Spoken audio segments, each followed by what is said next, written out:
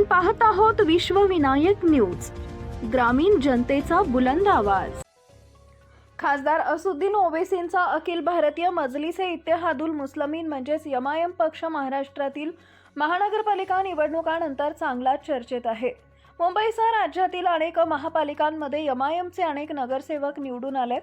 संपूर्ण राज्याचा विचार केल्यास 128 नगरसेवक निवडून आणत एमआयएमनं महाराष्ट्रातील निवडणुकीमध्ये सर्वांनाच आपली दखल घेण्यास भाग पाडलं। मात्र त्यातही मुंब्र्यामधील एमआयएमची तरुण नगरसेविका सहर शेख तिच्या व्हायरल भाषणामुळे चांगली चर्चेत आहे। हसत हसत सहरनं भाषणाला केलेली सुरुवात आणि त्यानंतर तिनं केलेल्या विधानावरून नवीन वादाला तोंड फुटलेलं असताना आता उपमुख्यमंत्री एकनाथ शिंदेंच्या शिवसेनेनं सहर आणि ओवैसींच्या पक्षाला इशारा दिला आहे। राष्ट्रवादीचे आमदार जितेंद्र आव्हाड यांचा बालेकिल्ला असलेल्या मुंब्र्याच्या मतदारसंघाला सहर शेख आणि तिच्या वडिलांनी म्हणजेच युनुस शेख यांनी एमआयएमच्या मदतीनं सुरुंग लावला।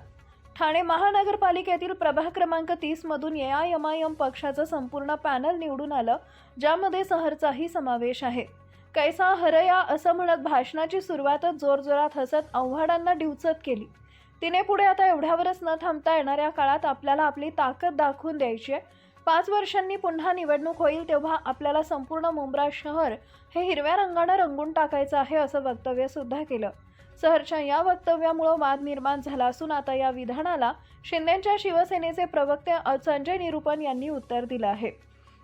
मुंब्र्यामध्ये एमआयएमचे 6 नगरसेवक निवडून आले, त्यानंतर अशी धमकी दिली की ते संपूर्ण मुंब्र्याला हिरव्या रंगात रंगवतील। हे एक आवाहनच आहे।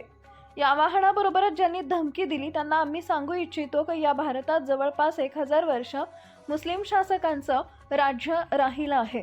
कधी खिलजी आला, कधी तुर्कीतून लोक आले, कधी तुघलक आलेत, नंतर मुघल आले। ते लोक भारताला हिरवा करू शकले नाहीत। भारताची हिंदू ही ओळख कायम राहिली आहे। तुम्ही तर मुंब्र्यातील छोटी मोठी लोक आहात।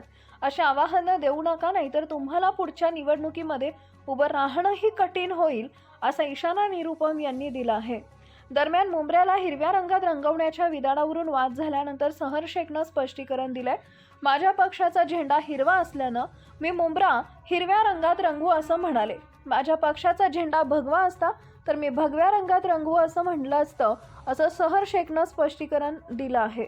या माध्यमातून सहर शेखनं वादावर पडदा टाकण्याचा प्रयत्न केला। अशाच ताज्या बातम्या पाहण्यासाठी विश्वविनायक न्यूजला लाईक करा, सबस्क्राइब करा आणि बेल आयकॉन प्रेस करा।